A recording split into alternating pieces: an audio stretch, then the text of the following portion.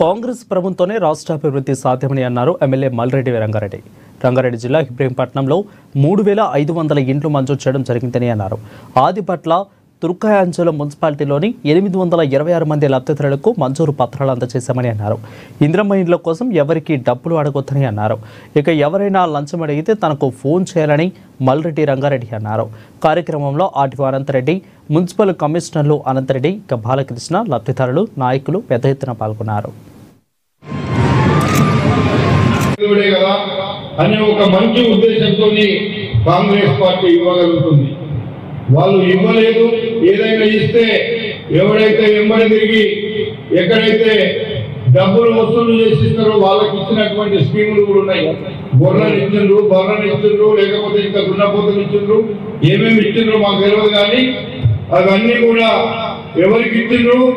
రోజు జెండా పట్టుకొని ఇండ్ల పొట్టు తిరిగేటువంటి తప్ప పేదవానికి ఎవరికి కూడా ఇవ్వలేదు. 7 లక్షల కోట్ల రూపాయలు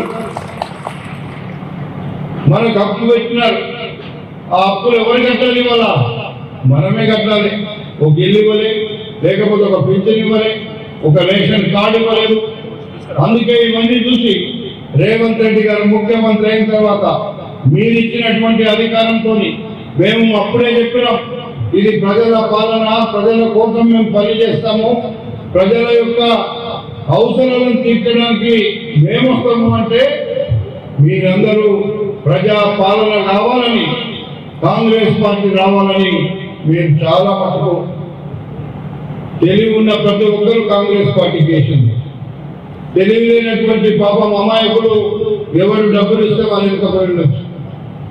తెలివి ఉన్న మాత్రం డబ్బులు తీసుకున్నా ఎక్కడైనా కాంగ్రెస్ వస్తేనే మా బతుకులు బాగుపడతాయని మీరందరూ కూడా ఆశిస్తున్నారు.